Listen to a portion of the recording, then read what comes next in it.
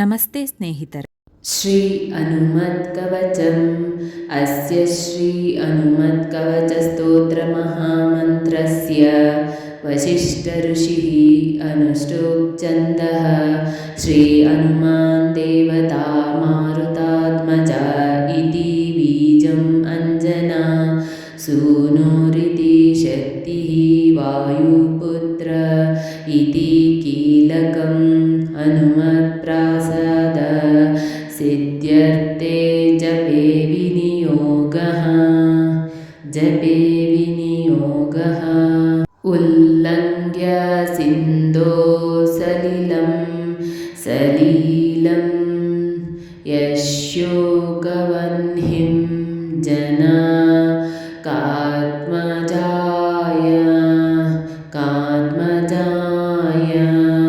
आदाय तेनैव ददाह लङ्कां नमामितं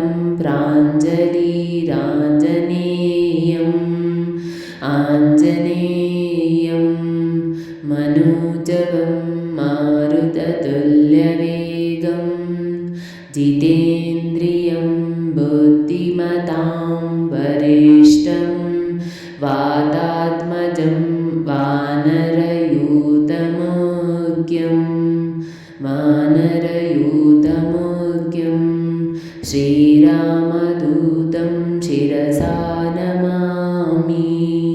श्रीरामदूतं शिरसा नमामि उद्यदादित्यसङ्काशम् उदारभुजविक्रमं कन्दर्पकोटिलावण्यं सर्ववेद्याविशारदं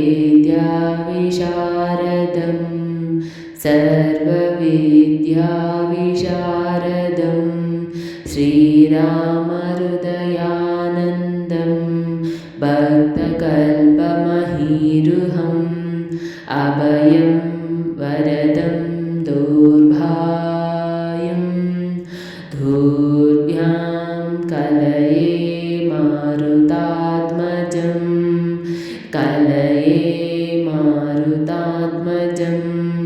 श्रीराम राम रामेति रमे रामे मनोरमे सहस्रनाम तत्तुल्यं रामनामवरानने पादौ वायुसुतः पातु रामदूतस्तदङ्गुलिः गुल्फौ अरीश्वरः पातु जङ्गे चाणवल्लङ्घनः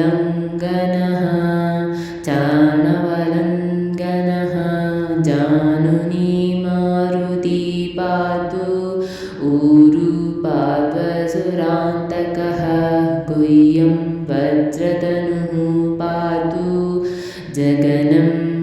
तु जगद्धितः आञ्जनेयः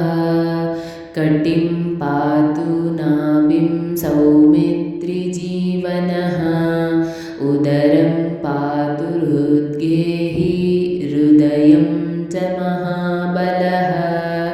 हृदयं च महाबलः वक्षो वालयुधः पातु स्तनौ चामितविक्रमः पार्श्वौ जितेन्द्रिय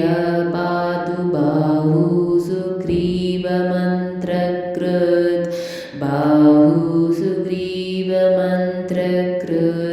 करावक्षजयी पातु हनुमांश्च तदङ्गुलिः पृष्ठं भविष्यद्भ्रहा च स्कन्दौ मतीमतां वरः कण्ठं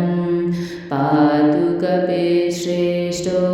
मुखं रावणदर्पः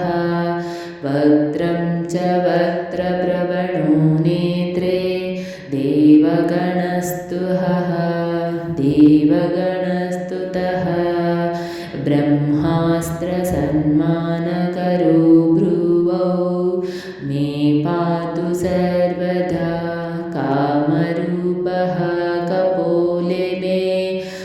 पालं वज्रनकोवतु पालं वज्रनकोवतु शिरो मे पातु सततं जानकी शोकनाशनः श्रीरामभक्तप्रवरः पातु सर्वकळेबरं सर्वकळेबरं सर्वकळेबरं मामन्हि पातु सर्वज्ञ पातु रात्रौ महायशः विवस्वदन्ते वासि च सन्ध्यायो पातु सर्वदा यो पातु सर्वदा ब्रह्मादिदेवतादत्तवरः पातु निरन्तरं य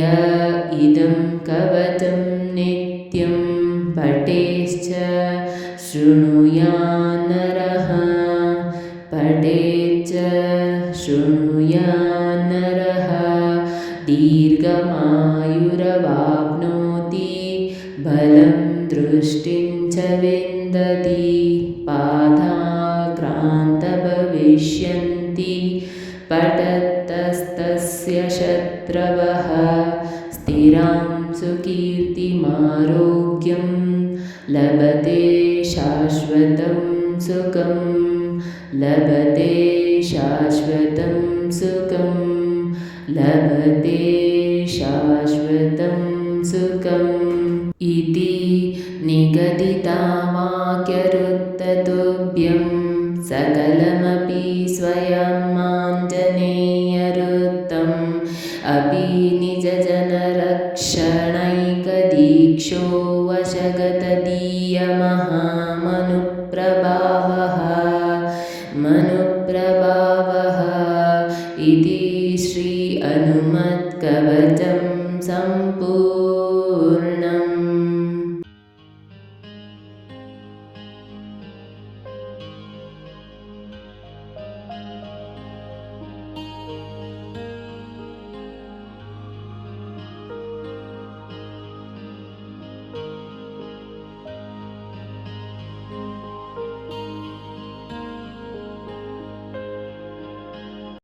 ಸ್ನೇಹಿತರೆ, ಈ ವಿಡಿಯೋ ಇಷ್ಟವಾದಲ್ಲಿ ಲೈಕ್, ಶೇರ್ ಆ್ಯಂಡ್ ಕಾಮೆಂಟ್ ಮಾಡಿ. ಮುಂದಿನ ವಿಡಿಯೋಸ್ಗಳಿಗಾಗಿ ಚಾನಲ್ ಅನ್ನು ಸಬ್ಸ್ಕ್ರೈಬ್ ಮಾಡಿ. ಧನ್ಯವಾದಗಳು.